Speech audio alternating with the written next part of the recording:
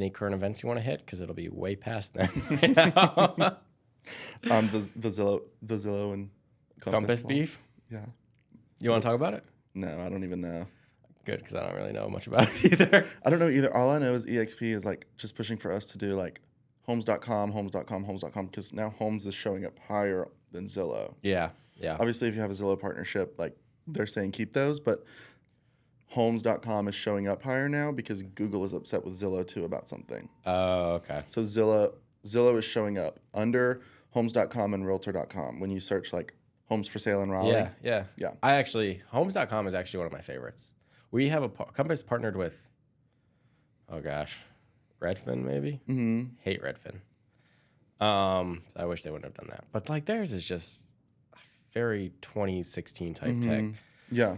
Where homes.com I feel like is like besides Zillow, people use it like Instagram. Like you're scrolling. Yeah. Everybody has it downloaded, even if they're not in the market. Yeah, everybody. But homes.com is great. I love homes.com. Yeah. So typically we like to kick these podcasts off like, who's your most hated real estate agent that you've ever? Who is on your list? Yeah. No, I'm just kidding. That's so good, actually. You want me to tell you mine? Mm-hmm. Your most hated realtor that I've worked with? Oh yeah, tell me. I'm gonna have to bleep all this out. Obviously, more than just the name. Yeah. But yeah, so she was probably my worst. I've already said a cuss word too, and I didn't realize. So we're just gonna have to like start from here. Okay. Just gonna have to cut everything. Yeah, that we've it'll talked be like about. and beep da da da beep. Mm-hmm. Yeah, it's literally gonna beep, beep, beep, beep, beep. Yeah. So anyway, Justin, have you ever had Pine State Coffee? I haven't. I had to ask you where it was. Yeah, that's right. We talked about this. Yeah. So thanks, Pine State, for putting your price tag right on the front of it. Gosh, I hate that. But anyway, now everybody knows it's $22.99 for this bag, which is a little pricey. So hopefully it's pretty good. But yeah, they're like off Capitol Boulevard, like right outside downtown kind of area. It's really off like Automotive Way is the name, but it's like right off Capitol. So this is a Colombian blend, medium roast. You should be tasting hints of cocoa, honey, and cinnamon. So let me know, man. Okay. And then we'll review it on a scale of 1 to 10 at the end. Okay, well, I'm gonna try it. It's good. That is really good. That's really good. That's really good. And I normally don't like coffee black, but I wanted to Yeah, I appreciate it. be true to the process. And that is actually really good. Yeah. I had a guest come on. She goes, yeah, how do you take it? I'm like, I drink it black. She's like, oh, I would like to do that. She goes, I'll just add like a little cream. Dumps some, I don't know, like caramel macchiato. Poof, dumps it in. And then she tasted it before we even got in here. And I'm like, okay. She's like, is it okay if I put like a little sugar in there? 3 packets of sugar. Just a little. Just like, you don't have to have it. You know? Right. Or keep it black, take 1 sip and say it's a 1 because I hate black coffee. I'd rather the authenticity of it. Yeah. That's actually really good. It would be really good cold too. Yeah. It is really good. But we'll rate it at the scale of 1 to 10. This time I'll give my review first and then we'll see if you copy. I love it. Tell me the story and all that and how you got into the game. Well, I was at NC State at the end of my junior year. I had kind of decided I was either going to go to law school or I was going to go sell real estate. And so I reached out to one of my mom's like best friends who was a Raleigh mega and was just like, hey, could I intern? Like, I don't want to get paid. I just want to follow you around, see if it's a good fit. I was also, doing some shadowing at an attorney's office as well because I wanted to get it right. And I wanted to know going into my senior year, like there were some classes that I either like definitely had to take with my degree that would line up with going to law school, or I could, kind of be a little bit more relaxed, spend some more time working, being out in the field, whether that's real estate or something else. So I interned with her, loved it. The start of my second semester senior year, she brought me on part-time just to do social media, special projects, stuff like that. And then I joined full-time after I graduated. I'm still not licensed. And then at the end of that summer, and at that time, her team was only women. And there were 16 or 18 women. And I was the only guy, and I was still just kind of the intern after I graduated from college. At the end of that summer, she said, I'll pay for you to go to real estate school if you'll come here and sell. So it kind of was a no-brainer just because that opportunity was, for me, it just kind of seemed like the golden key to everything that I had been wanting. And I had been kind of thinking too, like maybe this is just a gap year. I study for the LSAT, take the LSAT, and then apply to law school, take my time getting into law school. And then I got my license and loved it. Yeah. Can you say the team or no? Yeah, it was with April Stevens. Oh, yeah. Oh, that's great. She needs to come on the show. Yeah, she's awesome. Yeah. Did I ever meet April?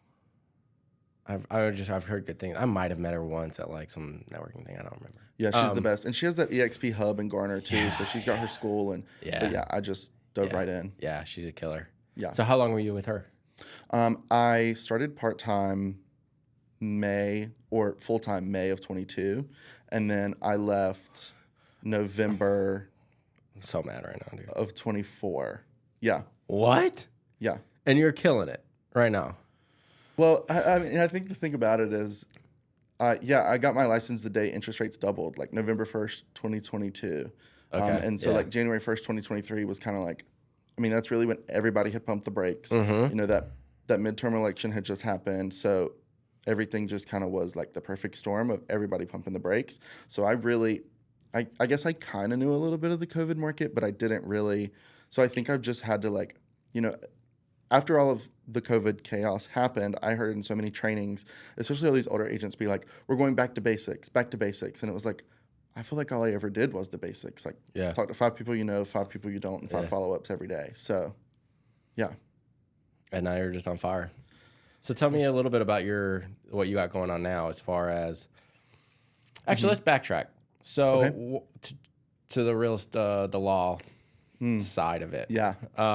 Why did you decide like that I ain't going that route? Yeah. Or do you think that's ever still like on the table for you, or no? Is that too far gone? No, I think what could be on the table is an MBA. I've just been kind of toying that around because my coach is telling me like I need a bigger challenge because the deals are the deals, and I haven't seen everything. I've seen like maybe 2% of everything that could happen in a real estate deal.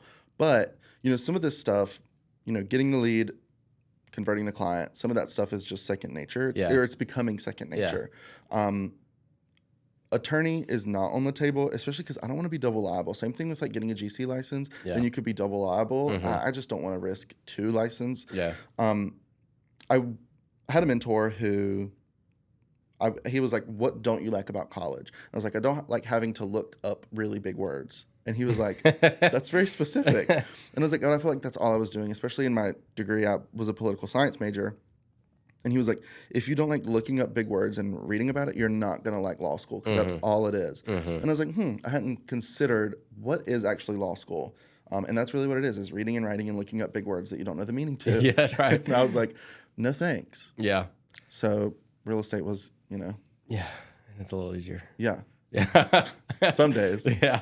My father-in-law is an attorney. He's been an attorney for 30-something years. And I was asking him, we were talking about books, and he's like, dude, I don't read books, bro. I'm like, why? He's like, because my job every day is just reading the most boring documents you've ever seen in your entire life, and reading and reading and reading and reading and reading. He's like, so I get no pleasure out of reading a novel. Yeah. I'm like, yeah, that makes sense. Yeah, for me, it was also just like the idea of being in a career where I was not limited, and I wanted to have that unlimited PTO, but also like no limit on the amount of money that you could make. Yeah. The politically correct answer would be the amount of people that you can help. Yeah. But like really everybody gets in real estate because they're money motivated. So thank you. Yeah, everybody's money motivated. So it just kind of made sense. Like I don't want to be limited, and I want to be rewarded depending on how hard I do or don't work. Yeah. You're like the only guest. Devin kind of said that too in a way. Like, yeah, helping people is kind of nice. Right. But we make good money doing what we do. So let's like stop the bull crap. You know what I'm saying? Well, yeah. I mean, like, I think my wife gets so annoyed because she does a lot of like the clips and stuff. And she's like, everybody says helping people. And I'm like, I know. And she goes like, isn't most jobs some way or another helping people? And I'm like, yeah. So I said, but like ours is just ultimately it's the cash that you get.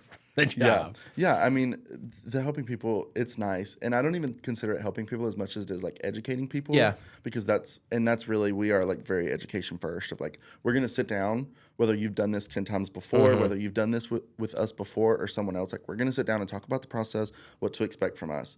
And we want them to know like their rights in the world of real estate and when it comes to contracts and forms.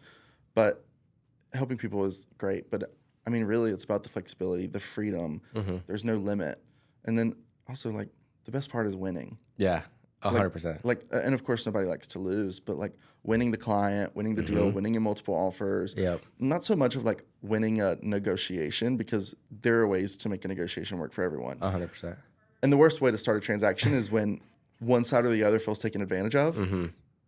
But I mean, the winning is. Yeah. Oh, it's the fire. I love a good, like, you go to a listing appointment. Are you interviewing other agents? Yeah, we got 3 more after you. Let's call. Yeah. And it's just the arrogant side of me, like, I mean, you might as well just call them and cancel right now. You know what I'm saying? Yeah. Yeah. I mean, but it's fun. It's the best. And I like the challenge. I definitely will I normally don't get nervous before a listing appointment. If they're interviewing other agents, then I definitely will. But by the time I get to the appointment, I've already asked, are you interviewing others? And I want to know who they're interviewing to. Oh, yeah, I will ask. And I try to figure out, like, what is the angle that I need to take? Because if they're interviewing someone who's on a team of 30 agents, you know, is the angle for us, like, you're not going to get passed off from one person to the next, depending on where you are in the process. Or, you know, so I try to figure out the angle. Because we're selling that's a great point. ourselves and our brand. So how can I sell it the best? Because every person needs to hear something a little bit different. And what's important to everybody is different too. Right. I was an independent brokerage before I came over to Compass. Excuse me. A little snotty. in Lillington. And I went on this listing appointment. Thought I crushed it, dude. Hit the angle of, because I'm an independent brokerage, it was me and another agent, but that agent wasn't going to work this deal. It was just going to be me. I'm like, you got my attention. Like, full-fledged. I'm very good at what I do. Oh, that sounds awesome. Like, I love that idea. Their next agent was an agent with Remax. When Remax is pretty predominant in that area. And they were like, oh, no, you don't want a solo agent taking this on with no backing of a brokerage. Here's why you want the backing of a brokerage. And they ended up calling me and telling me like exactly what they said. And they were like, that just kind of makes sense. And and in my mind, I'm like, there's really nothing I can say. Like, I mean, you're kind of right, you know? And so that was one that I lost that I was like, dang, like, but there was nothing I could have offered that would have been different, you know? So I came over to Compass. Yeah. Well, no, I mean, I lost a listing in January of this year, and I remember the appointment really shook me up because most of the time I feel like, again, kind of like being the barometer, I can tell how is the wind moving in the room, right? So this one I couldn't, and that just crushes me in a way that like I can't explain. And so I couldn't necessarily figure out where the conversation was going to go at the end. You know, most of the time, like if you hand somebody a pen, they pick it up, go write the paperwork. They're ready to sign, you know, but this wasn't happening. I just couldn't tell. And then I lost the listing, and of course, I asked why. I asked feedback, and I've known these people for a while. As the realtor that they chose, they've known her also forever. And I asked, and they were like, we just went with her being more experienced. Well, she's been in the business 20 years. This is year number 4 for me. So I can't, you know, there's nothing really to say other than, okay, you know, I'm the number 1 realtor in this city. Like, but other than that, like, and they had already decided at that point. So it definitely is tough of like being young and because people can tell. Yeah. You know, when you go to listing appointments, I know we talked about this at a coffee shop a couple weeks ago, but do you try to get them to sign there? Yeah, me too. Yeah, I do in a very subtle way. Yeah. And I just try to play it cool of like, this is what is next for me is signing the documents. And we have an exclusive list that, you know, we work with inside of EXP. So I offer that as a service of like, I know it still needs a pressure wash. I know you've got to clean out some closets. Let us go ahead and start marketing it, you know, and kind of flex that muscle a little bit of like, we can potentially sell this before it goes on the market. Let me start marketing it right now. And a lot of times that will get us to where we need to go in the conversation to get to the paperwork and to get to signatures. Gotcha. Yeah. I will always bring the paperwork with me. It like you said, like you're a barometer. Like you just got to tell where the conversation's going. If you already know they're kind of like we have other meetings, so we're not going to sign anything. Like, and you already know that, then I won't bust it. I'll still have it, but unless something drastic changes in the conversation, then I won't even bring it up. I'll just be like, hey, look, like, I'll send you a DocuSign with all the paperwork, and you guys you can look over it, call me when you get it, or you can go over it in person, whatever you want to do.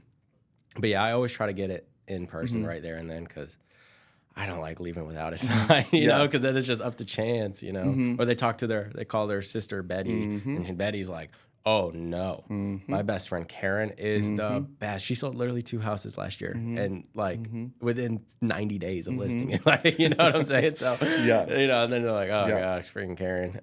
So anyway, well, it's tough too, because you have to know kind of. When you're like, before I go, I know, why are we meeting? Is it because we know for sure we're selling? Are we looking at data to see if it makes sense for us right now, the money that we're going to make and profit? So you have to kind of, I feel like, at least I try to really, really dig into it before I meet with them. So what does that look like for you?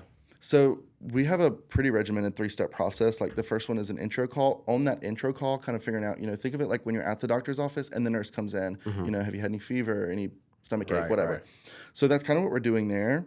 And from there, I also set 2 more appointments. The first one being I call it our information call, and it's a 15-minute phone call, sometimes shorter, sometimes a little longer.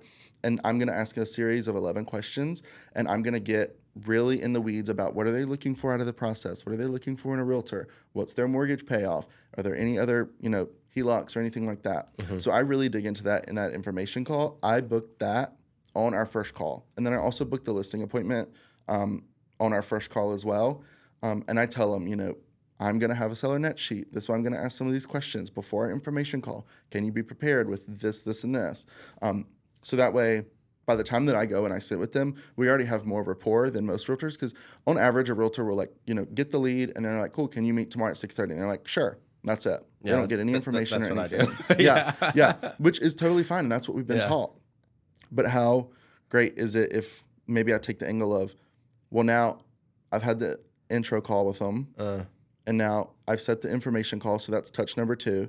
I text them the morning of the information call. There's another touch. I text them the morning of the listing appointment, and I see them at the listing appointment. So by the time I've got to the listing appointment, I've touched them 4 different times. Right. Whereas most people get the lead, and then they go and meet with them. Yeah. So we look more prepared. So people already have that preconceived notion. And so much of getting, I think, converting at a listing appointment, getting signatures at a listing appointment is about preconceived notion. Yeah. They're looking you up on Instagram. They're looking at your Facebook. They're reading your Google reviews. They're looking at your website sometimes before they even reach out about selling. Yeah. But definitely before you go out for that appointment. And I also tell them to do that. Look us up on Facebook. Familiarize yourself with, how we service our sellers. Right. It's on our website. So, we try to give them as much, we try to craft the narrative on what they're thinking about us before we get there. That makes sense. That's a great idea.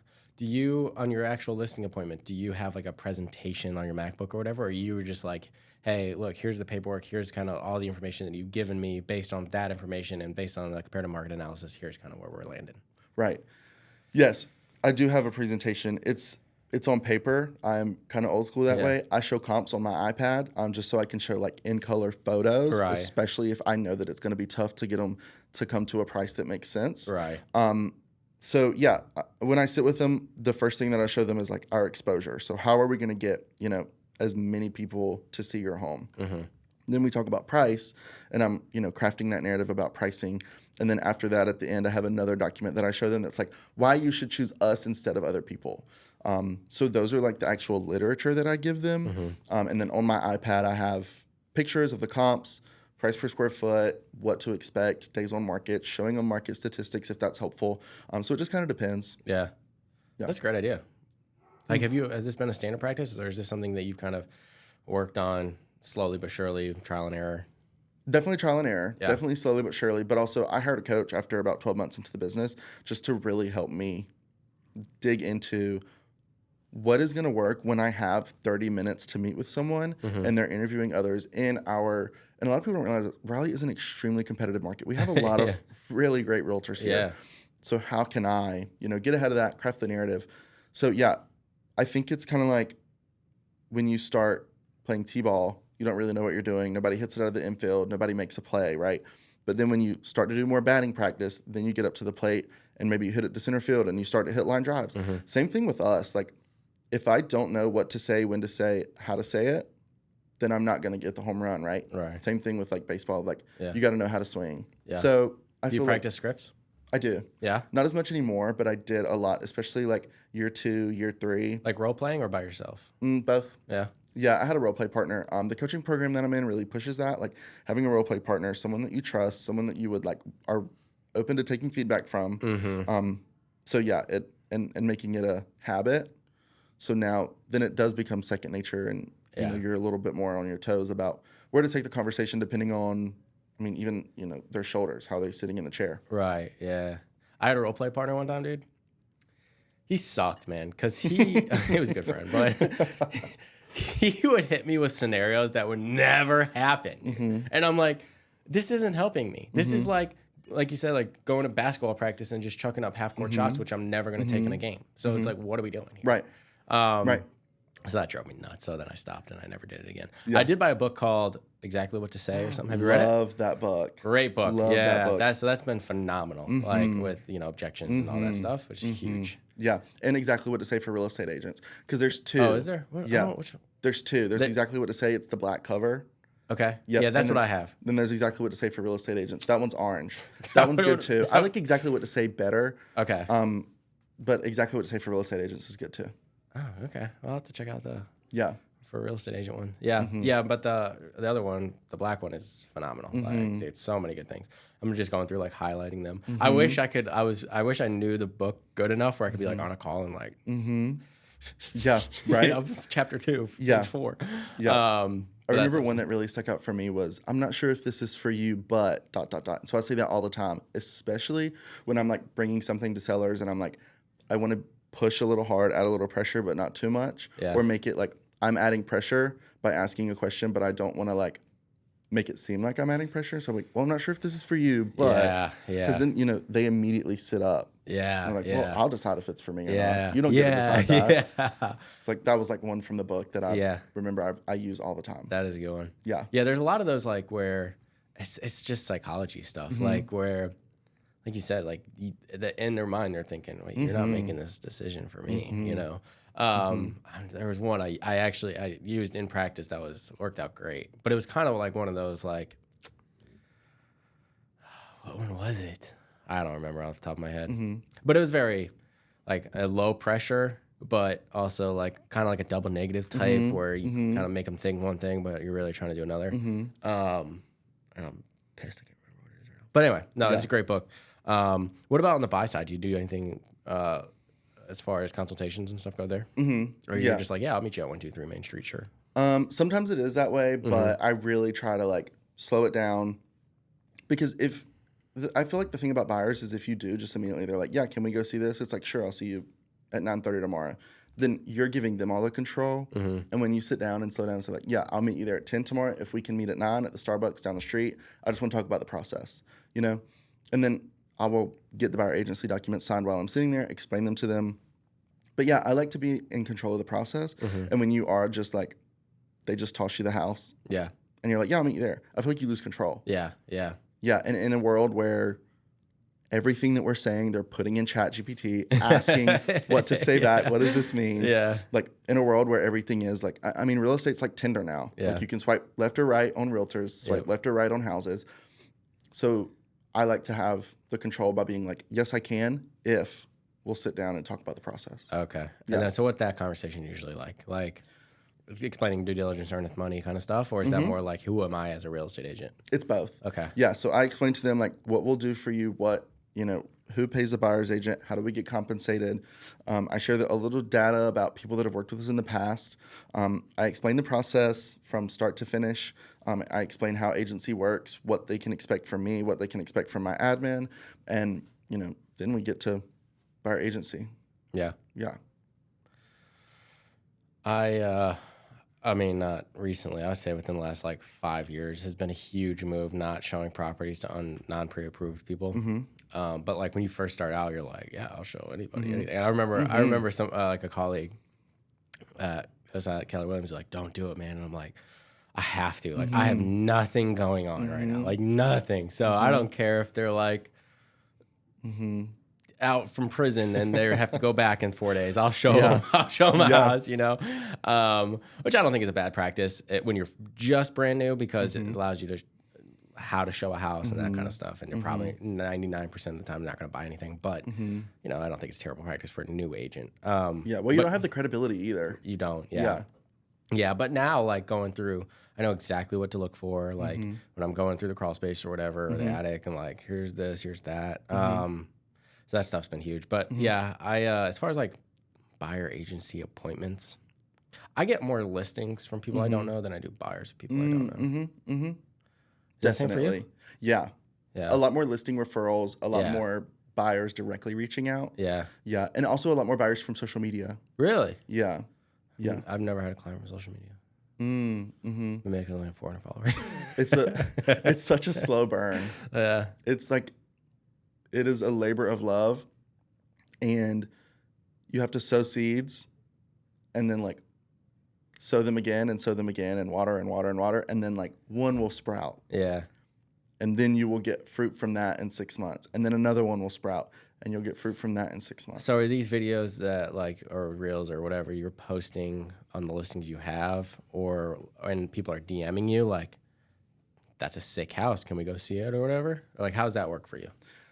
So yes, more so posting content that people want to see, like about Raleigh or, you know, about the real estate market, and then bringing people in that way over time, converting them and nurturing them, and then engaging them. So like anything that we're seeing, any content that I'm posting that's about Raleigh, I'm just trying to reach people, reach them. They'll see your content over time, then they follow you, and then I convert them after I nurture them for a really long time, mostly in stories, and then I engage with them by posting something that they think is me just offering value, which I am, but really what I'm trying to do is get people to raise their hands. So I'll post like, I'm putting together a deal of the best new construction incentives in Wake County right now. Drop your email if you want it. And I'll get emails from that, start the conversation in email, set up a phone call. From there, it spirals. Interesting. That's a good idea. Yeah. So it depends. And sometimes we do. I think we sold 2 listings last year, specifically from posting the video, getting a buyer that reached out on Instagram, showing them the property, and then they want to buy the house. Interesting. That's cool. What about now, like your team? So when did you start that? When did you kind of branch out on your own and like, I got this? And then obviously you have your assistant, right? Do you and you don't have any other agents? No, right. It's just myself and my sister, who's my admin. Yeah. Yeah. Nice. How's that? It's a lot of fun. Yeah. It's the best. Yeah. Yeah. That's cool, I know I wouldn't find someone who cares as much as me to bring on as that first hire, but I knew that like the person who would care almost as much as me would be family. Yeah. So yeah, I brought her on. It's fun. At the end of 2024, I knew that I was ready for whatever was next, whether it was, you know, starting a firm or whatever. So I did that. We launched January 3rd, 2025, with me and my sister.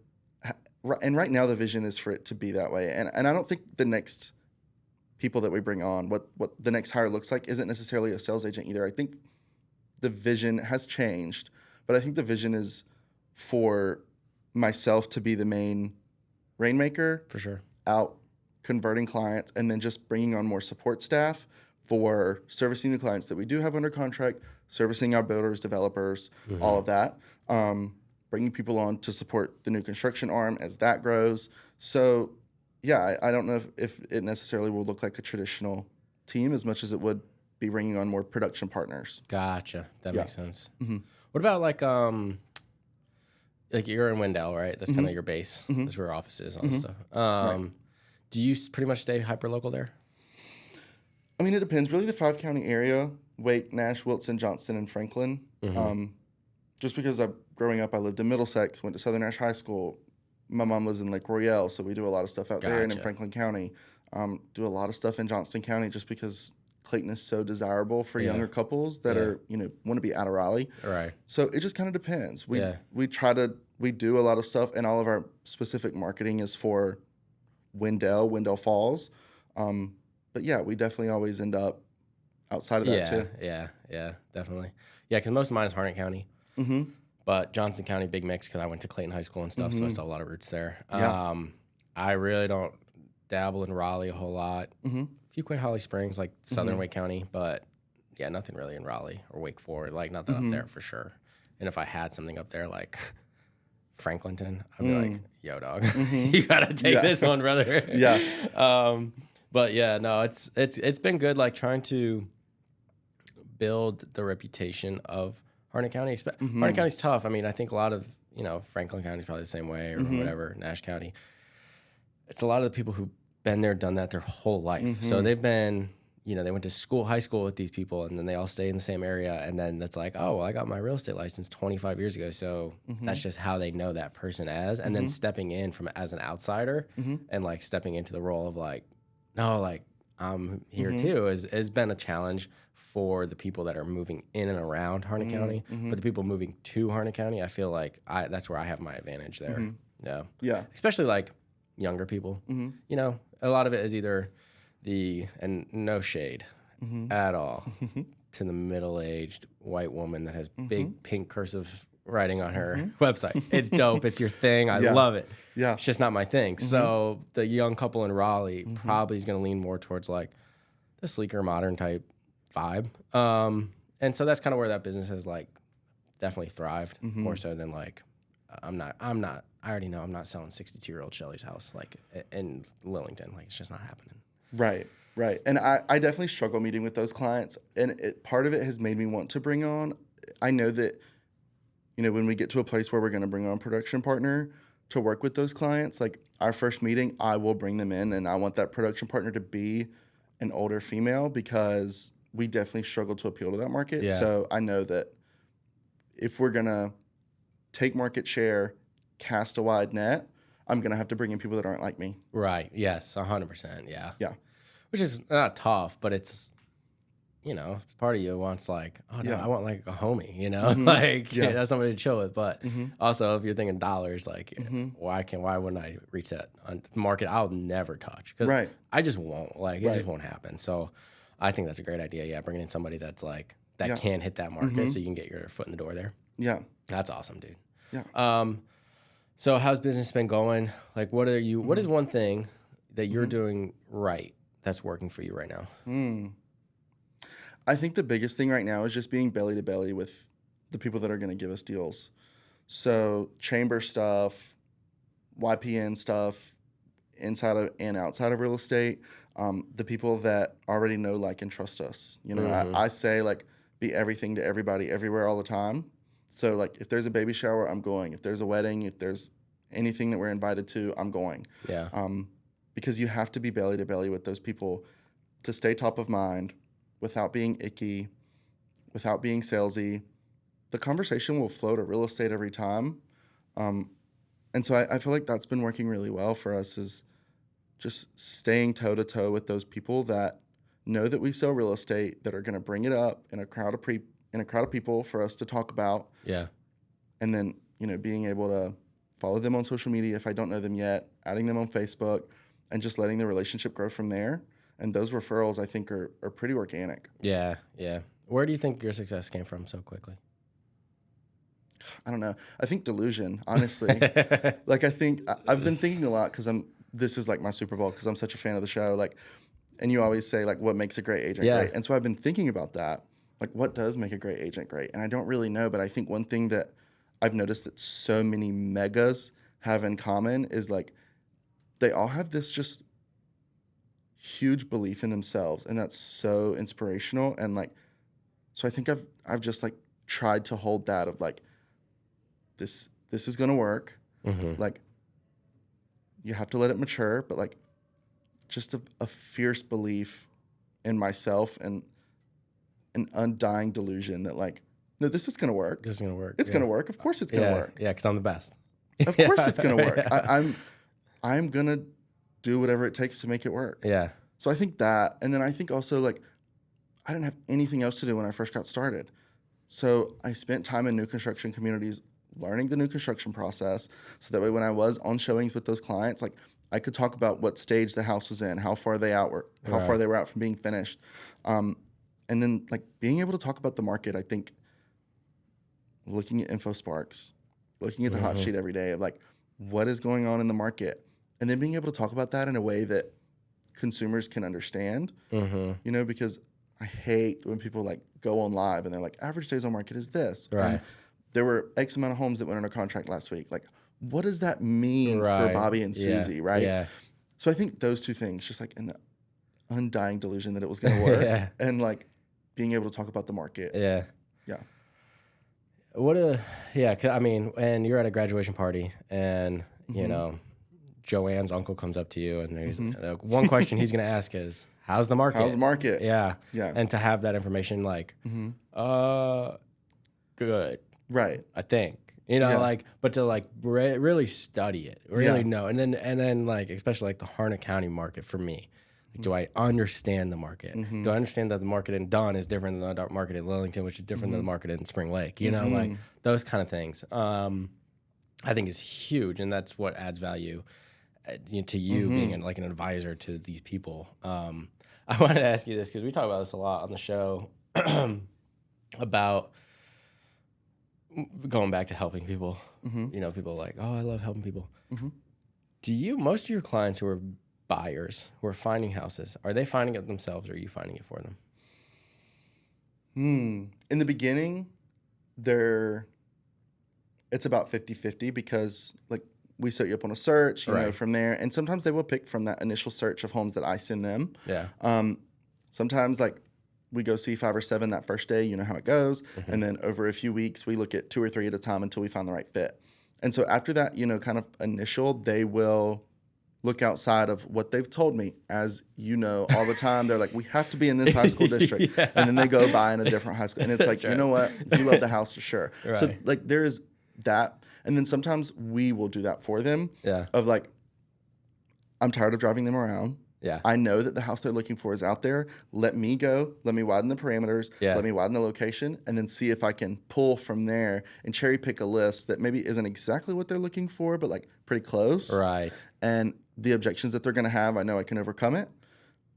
Let me send that list. And so sometimes it comes that way too. Yeah. Yeah. I feel like with resale, if I'm selling a resale house, most of the time it's the buyer sending me something on Zillow. We go look at it and they're like, yeah, this is what we thought, we loved it.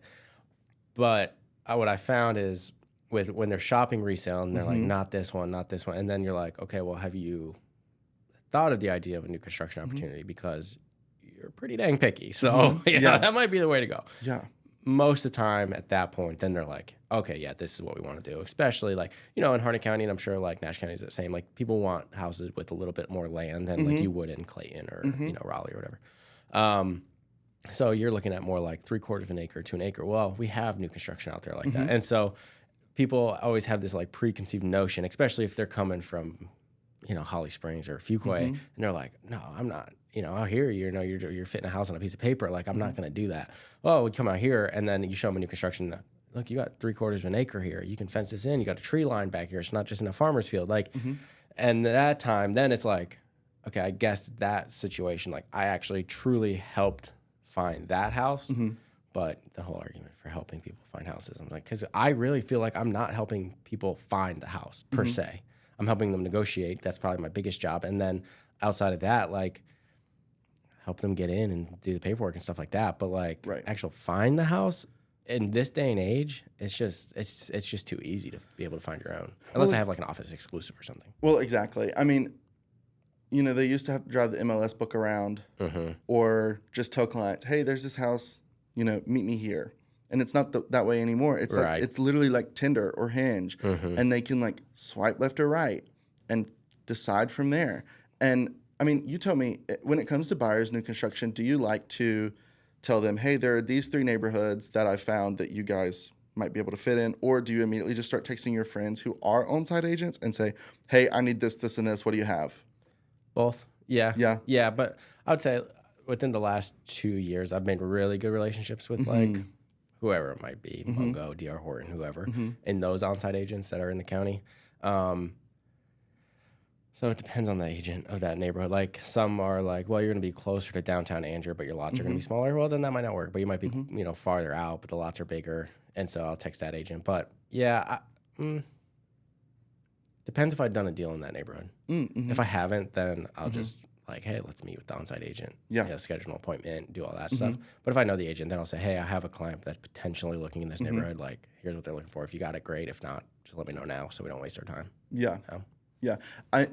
I definitely try to be careful because sometimes on-site agents will like try to put a square peg in a round hole sometimes, and it's like, no. That's not what they're looking for. Yes. Thank you for your effort. But That drives me nuts. Like, yeah. oh, this client's in a budget of $375, like max budget of $375. Well, we have this one for $430. Okay, like that, it's impossible. So why are we even now? You're gonna show them a house that they'll fall in love with inevitably because it's out of their price range, and now they can't buy it. Yeah. And so now I stand there looking like an idiot. So I'm like, Yeah. no, don't show me that. Yeah. Unless you have a 3.99% interest rate, Right. or something crazy, like. Right. Yeah, unless you can make the interest rate work where the monthly payment is, that's all that matters. Yeah. And you can make it work for any price point, great. But if you can't do that, then stop wasting our time because now they're gonna be like, well, now anything you show me doesn't look as good as this. So Yeah. And do you like for people to shop for purchase price, or do you like for people to shop for monthly payment? monthly payment, yeah, for sure. Yeah. I mean, I get it, like the whole month, but I feel so when I started in 2019, seller concessions and stuff wasn't a huge thing. Like it wasn't like. I feel like that's really started when interest rates shot up again and people were trying to figure out how to get their interest rates back down. Well, buy downs and stuff like that. But before, it was just like, I don't think I ever did a deal prior to 2022 that we did any type of seller concessions, unless it was like for repairs or something, but like not nobody was doing it towards interest rates or anything. So at the time, it was only about the final price because, we weren't going to get that down. But now it's like, I don't care if it's, let's say it's a $400,000 house, we'll pay $415 and then you just give us that $15,000 in credit, and that way we can adjust our rate that way. Right. So yeah, I mean, most of the time, it's like, what can you afford month to month, Yeah. Yeah, and I feel like people need the coaching too because they do look at the sticker price and it's like, well, there's so much that goes into this. And so much. Like in Wendell Falls, if you're buying a townhome, and the HOA is $210 a month, like so much of that will push people over. Yeah. So yeah, I just feel like, again, it comes down to like being able to have the conversations with the clients, knowing what they're looking for, and then like knowing how to help them. And that comes with time in the market, time in contracts, and taking the opportunity to like have lunch with a lender. Yeah. Yeah. I had a deal in I don't want to say the builder, in a neighborhood. I mean, it all worked out and it's great. But he was like, well, you guys could probably, if you make an offer, they're considering offers, just so you know. So I'm like, okay. So I said, well, they want 10,000. We'll do, well, I think we ended up offering like kind of something outrageous that they would never take, but I just want to see where they were at. I think it was like 10,000 off and 10,000 concessions or something. He was like, well, we'll do 10,000 off. And I said, okay, well, we'd rather the 10,000 in concessions. And so we'll do asking price with 10,000 concessions. He's like, never heard of that before. And I'm like, well, most of, especially first-time home buyers are pretty cash poor. So they're not, like anything to help buy down the rate or cover closing costs, or most of the time these builders have, it's flex cash. So they need a washer and dryer and refrigerator and they want window blinds and like they don't have the cash to do that when they purchase. So that was kind of weird where I'm like, dude, that should be on the front of your mind more so than dropping the price, because $10,000 over 30 years is nothing. Yeah. Like, that doesn't affect them. Right. Yeah. And like, I think that's a big deal too, that a lot of buyers aren't educated on. Like when you're in negotiations and you're talking $5,000-$10,000 over 30 years, like, I mean, you can do the math quickly, and I forget what the rule of thumb is for every $1,000. It's not a lot, but like that's where that education needs to come in, as far as like at the end of the day, after 30 years, if you're going to get this house for $345 or $350, it's irrelevant. Like it doesn't change month to month. So that's what, and then again, the month is what's most important. Yeah. And I feel like I have the craziest conversations, especially about new construction, with people who just happen to like fall into listing an entire new home community and they don't know, like, you should probably partner with a lender for this community, like to have someone like willing to buy those deals. And they just don't understand the complexities of selling that new construction. And I think someone like, man, I wish I would just fall into a new construction neighborhood. Right. But I feel like some of my least favorite conversations are with those agents who they don't know how to follow up or help me problem solve. But like they like the neighborhood, but Yeah. they need this kind of floor plan or whatever. Yeah. You know? Yeah. That's cool, man. Yeah. So what's your most controversial take? Just kidding. I'm like, wait a minute. I'm like, wait. I think I probably have some, but I don't really know what they are. Yeah.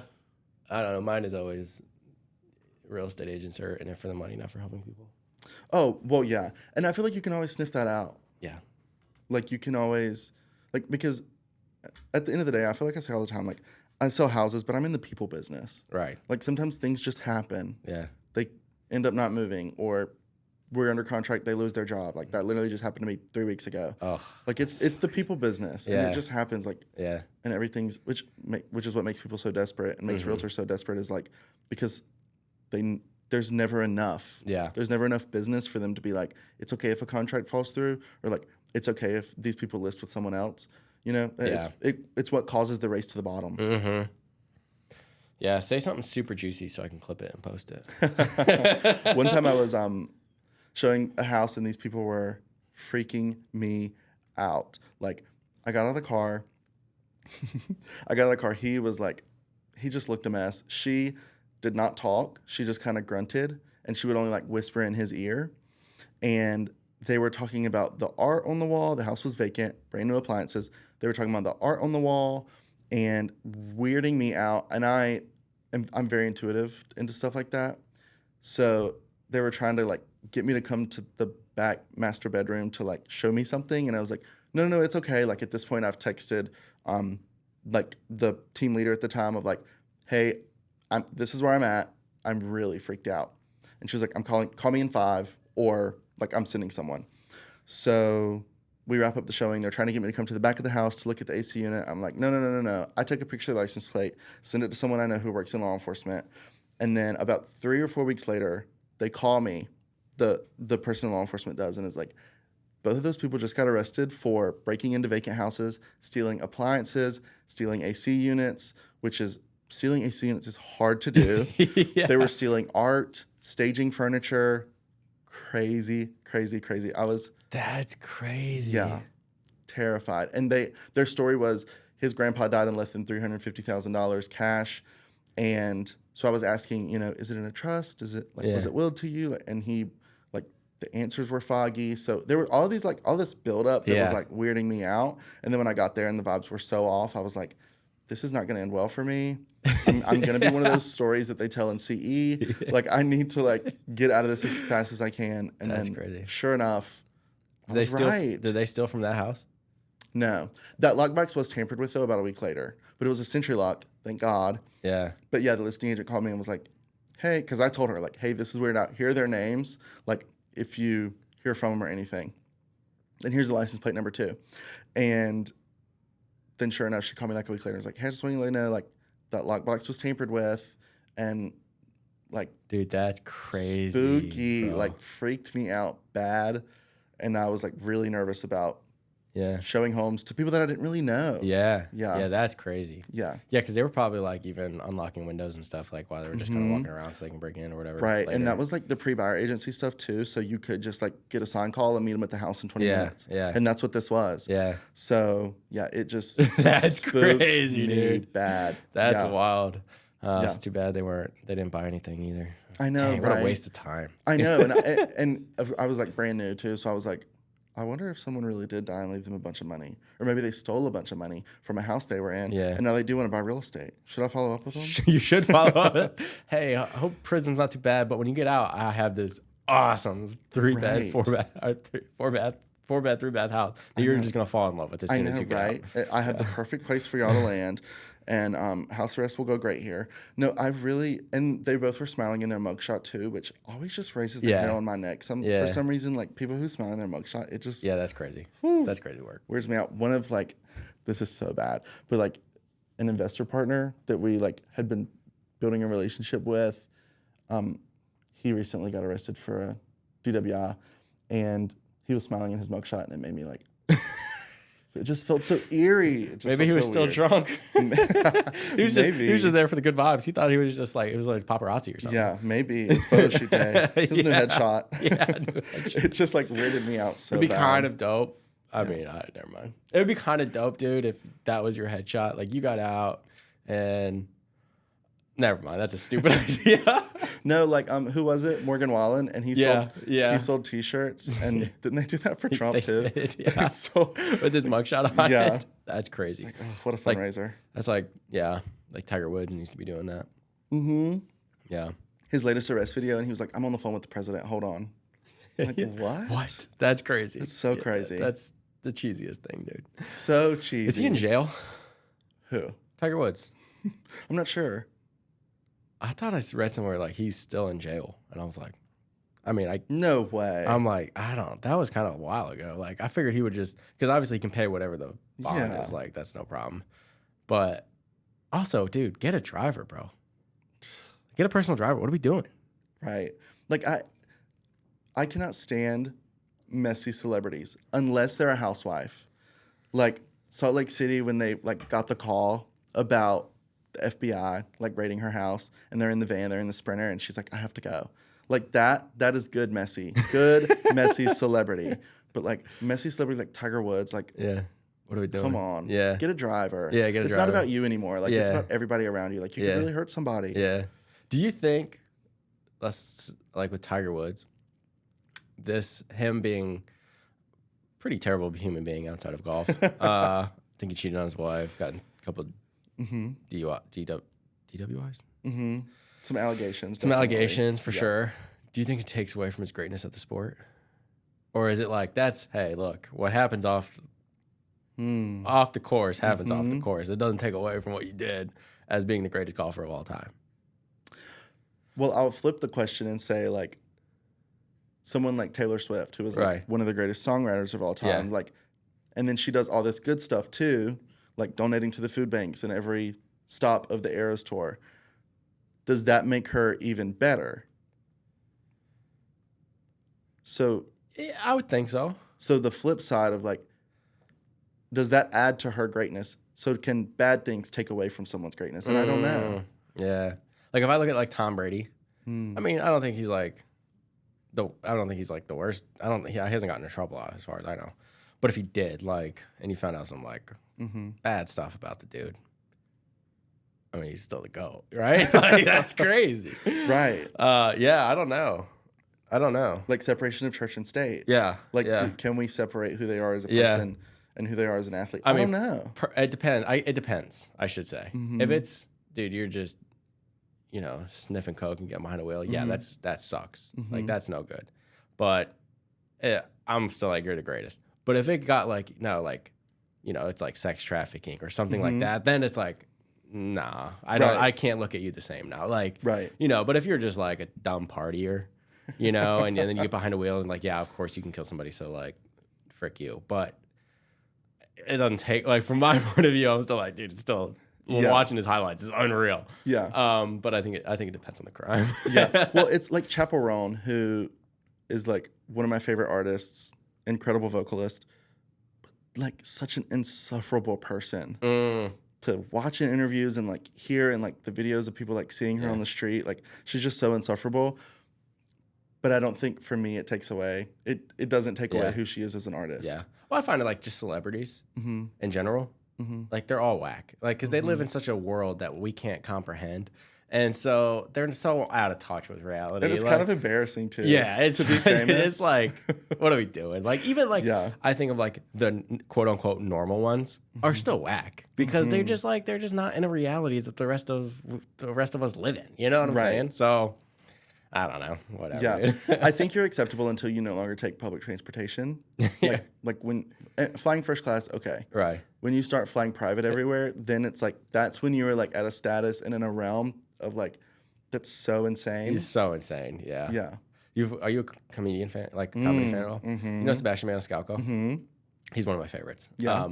But that being said, like his earlier stuff, I felt like it was so good because he was in touch with like commercial airplanes and just life at a grocery store and stuff. Well, he doesn't do any of that stuff now. So now it's like his new comedy stuff is like it's not that funny because it's not relatable. Like I feel like comedy is funny because of the relatability of it. Where now it's like, dude, kudos to you for selling out the Garden, 7 nights in a row. But like, with that kind of fame, you're not. Yeah, Yeah. I don't relate to you at all. Right. Yeah. So I love, if I wasn't in real estate, I would like try to be a broke stand-up comic. Yeah. Yeah, You totally. should do it, dude. No, it would be so silly. It's also so embarrassing. Like the idea that like they all say like, you're gonna bomb. Yeah. And that's like what they tell, like when I listen to podcasts and it's new stand-up comics, it's like, what advice have you gotten? It's like everybody tells you like, you're gonna bomb. You have to bomb. It's part of the process. Yeah. Like driving, and you're gonna take a wrong turn. Yeah. It's just part of driving. Yeah. Like that's just so, it makes my stomach hurt. I think being a comedian is gotta be the hardest form of entertainment. Dude, to come up with a joke by yourself with the right pauses and tempo, and then get up on stage and deliver it and hope that it lands with the audience, because each audience is different. Like an audience in California is going to find something funny that an audience in Texas won't, and vice versa. And so, like, to learn like where you are and who, like, dude, I couldn't do it. Like, it would be so hard, and I think that's why, you know, so many comedians try and they won't go anywhere. But yeah, and it makes me respect, like, one of my favorites is Leanne Morgan, and when she works out new material, she works out material in like the very uppity parts of California, knowing that her target audience is like, you know, suburban moms in like the Southeast. Yeah. So it's like she's working out in like upstate New York. So her stuff has to be really, really good to get laughs. So that way she knows when she does take it on tour and she's going to Tuscaloosa, it's like a home run. Yeah. Because it's worked in upstate New York like that. And you just have to, again, an undying delusion that it's gonna work. Yeah, no, like you have to have that, and that's just so embarrassing to think about. Because I've heard comedians too be like, "Man, we bomb in every city, or we kill it in every city. Like we were actually smoking these cities, and then we get to like Long Island, and it's like, I don't crickets, crickets, dude. Like, because I guess it's one of the hardest crowds, and I'm like, gosh, dude, that job has got to be just brutal, like brutal. Because even the best, like like you said, like I listen to a lot of comedy podcasts with the comedians, and they say like even successful ones like, oh, dude, I did this corporate event last night, and I mean nothing, not a peep, not a laugh, and I'm like, even the best of the best are still bombing, dude, which is crazy. Yeah, like how hard that is. But anyway, do you like Nate Land? Nate Bargatze's podcast? I love Nate Bargatze. I don't know if I've ever listened to his podcast. Yeah. It's kind of silly. Those episodes are so long. They're like 2.5 hours long. Oh, yeah. And there's normally like a table of like 5 or 6, and they're all cutting up, and they have like their same bits that they do. Nate Land. But I love Nate Bargatze. He's funny. It's long. Because I like him because he's just like, he's dry, but he's so funny, dude. Like so his stuff is so funny. Yeah. Did you see that he's like opening his own, he's going to like, or he's fundraising now for his own amusement park? No, where is it? It's gonna be in Tennessee. Oh, really? Yeah. That's cool. And he's like, it's gonna be like Disney World, but I'm Mickey. And I was like, I don't know if I could ever say those words in confidence in public for someone to write down. Yeah, literally. Yeah, because his one bit was like, you know, I have a 2-year-old, and everybody was wondering like, don't take your 2-year-old to Disney. And he's like, well, she believes in Minnie Mouse. Like Minnie Mouse is real to her. You know, it's just hilarious. Yeah. You just went to Disney. I did. That's cool. Yeah. Did you like it? Have you been? Do you go often? Yeah, I am microdosing being a Disney adult. I don't want to like fully commit to it, but I do have fun. I try to figure out why, but I think for me, it's like I like to go because I know what to expect. Yeah. I know what I want to eat when I get there. I know what rides I want to do. I know where I want to stay. Yeah. I know how to get everywhere. Yeah. And I don't like get travel anxiety before going there. Because you're comfortable. Right. Because I know what to expect. And then like when I travel other places that like I've never been to before, and then I get travel anxiety, it's like, well, this isn't fun because now I've been anxious for like a week leading up to travel. Yeah. You know? Yeah. Yeah, that's how I felt. So we go on a lot of cruises, and the first cruise I ever went on, I was so nervous because you just don't know what to expect. You're like, I don't want to do something wrong and like be out of place or miss anything. But we're actually going on a cruise next week. So yeah, where are you going? I don't know. It's just Bahamas, something. We don't get off. Yeah. Yeah. Once you go down there enough, like you're like they're all kind of the same. Yeah. The actual Bahamas are disgusting, so we won't get off and go there. We'll get off maybe. I think one of the stops is Key West. I love Key West, so we'll get off and go there. Like Margaritaville. There's I forget what the place is called, but it's like the home of the Sloppy Joe, which is awesome. Yum. Super fun restaurant. Like they always got live music, bar there, like tons of people packed out. So that's a cool vibe. But it's also, what is next week? End of May, right? So Memorial it's gonna Day. be hot, dude. So we might not get off at all. Yeah. It's gonna be so hot. Like, and to walk around Key West, like it's small, but you're walking, you know, like everywhere. So unless we get those like scooters, that'd be kind of dope. Like some mopeds. That's just so big chungus American though to be like in Disney World, and those people are on those scooters, and I'm like, dude. Part of the fun is that you're gonna walk 8 miles a day. So we went. My mom, because her dad was a huge Disney guy. My mom carries the magic with her, and so last time I went, they still go. Not like, I don't know, every couple years they'll go. And I went last time I was 8th or 9th grade. Scooter galore, dude. And they don't give a rip about nobody else around. Like, they will run over your toes. They are like, I am priority. And I'm like, you suck. Because then they get up out of their scooter to go get themselves another pretzel and then come back down and sit down and then run your toes over. And you're like, are you kidding me right now? Yeah. It's the worst. Maybe enjoy as many pretzels as you want if you're walking around, because you're just burning off anyway. So it's crazy, dude. Yeah. Like, we're going to drink around the world. I'm like, no, you're going to scoot around the world. And you're going to be in everyone's way. Yeah. And you're going to be a menace. That's why I like cruising. I will say, I think our cruising days are coming to an end because I'm not loving it as much as I used to. Really? I don't like the clientele. What cruise line are you on? Celebrity. Really? Yeah. Which is nicer. Like, it's more, it's not like a high-end one, but it's like a good middle of the road. And I don't know. It's just like the entitlement people have. They treat the staff not well, you know? And it's just like, because this is like their big vacation. So it's like, you treat me like a god for the week I'm here, and I'll treat everybody else like dirt because, you know, I maybe get mistreated at my job or whatever. So they have this like sense of entitlement when they're there. And it drives me nuts, dude. I'm like, these workers are from all over the country, and they must hate us Americans because of the way that these other passengers treat them. And it drives me, it's embarrassing. Like, I'm embarrassed for them, you know? But that being said, I like the idea of cruising, or if it's like an all-inclusive, because if I'm going on vacation, dude, I don't want to walk. I want to kick my butt in a chair and have margaritas all day and chill and not do anything. I don't like, when we went to Disney, I was like, oh my God, bro, I gotta walk over to Epcot. Although Epcot has all the worlds, right? The countries. Love the country. I would go to Disney just for the countries. Like, that's what I think is my favorite thing there. Yeah, it's the best. And when we went last week, it was still like the food festival. So they have like all these like little shacks with all this dude. like go to Germany, get a brat and a beer. Oh yeah, dude. It's the best. Bro. It's the best. Do you feel like travel helps you come back like more excited for work? Like, is it hungry? Yes. Is it recharging for you? So for sure. I'm always busy when I travel. I think every realtor, when they leave, that's when their phone blows up.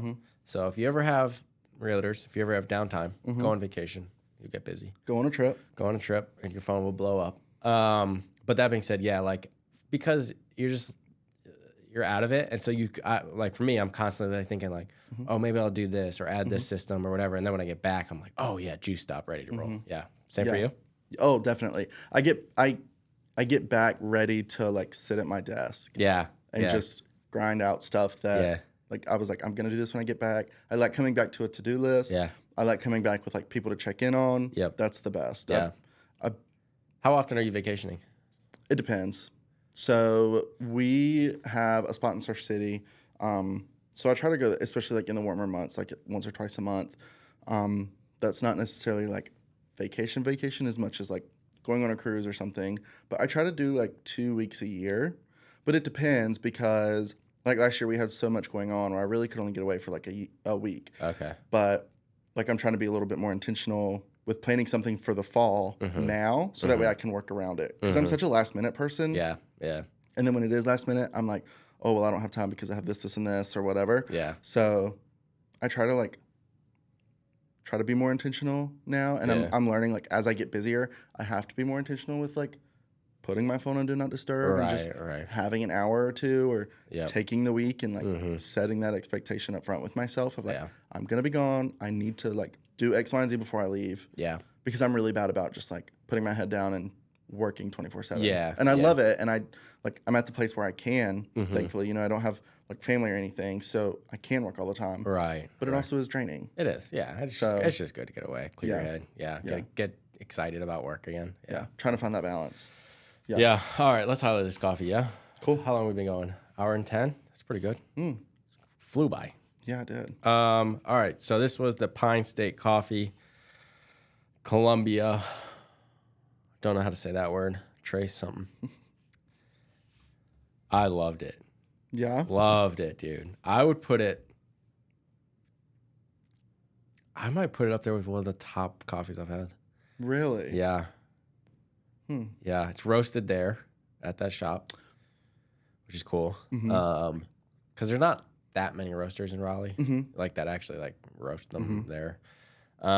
Usually they fly them in from other states. So it was just like fresh, bro. My goodness. I'm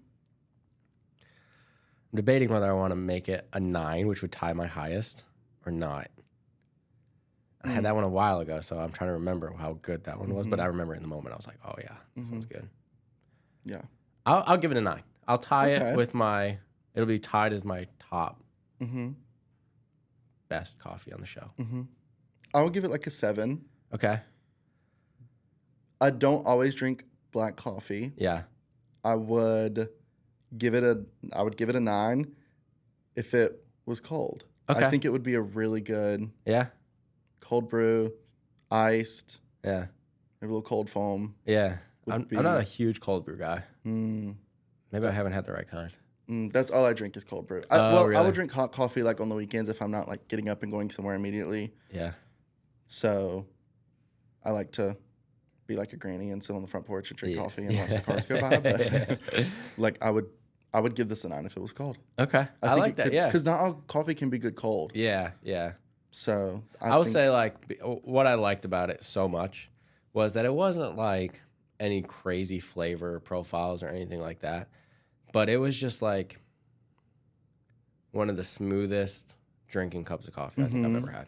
Yeah. I agree. There's no like pop of chocolate or whatever. Yeah. Or like a bad bite. Like some coffee, like especially if you drink it black, it kind of tastes like someone shaved their heel into it. This doesn't, like in a good way. Yeah. Yeah. It was great. Well, shout out to Pine State Coffee. You guys make an excellent product. Like I said, you can find them off Automotive Way. I wish they put their stuff on here so I can read it. Usually I do. I'll give the bag a 2. I mean, that's a horrible looking Specifically because the price tag's on the front. Price tag's on the front. However, I love a good zipper pull. Like I hate the ones that you have to like try to work open and they go everywhere. Yeah. So I do appreciate that. And but give me some more info on the bag here, you know. And get rid of find you. Let me know how to find you too. Like put your Instagram on there, and I would like to get rid of the highlighter pink price tag on the front. Yeah. Have you done a coffee tour like in Central America somewhere? No. Have you? It's sick. Yeah. Yeah. I went to Costa Rica and did a coffee tour. The air is like so thick. I mean, those trees and they don't get super tall either. So, you know, you could still kind of see, but there were like sloths in the trees. And That's like, cool. It's sick. And then they roast it and they grind it up out there. Like, it's crazy. Unreal? The coffee was like that good. Yeah. That's crazy. All right. Well, man, thanks for coming on, dude. This was a ton of fun.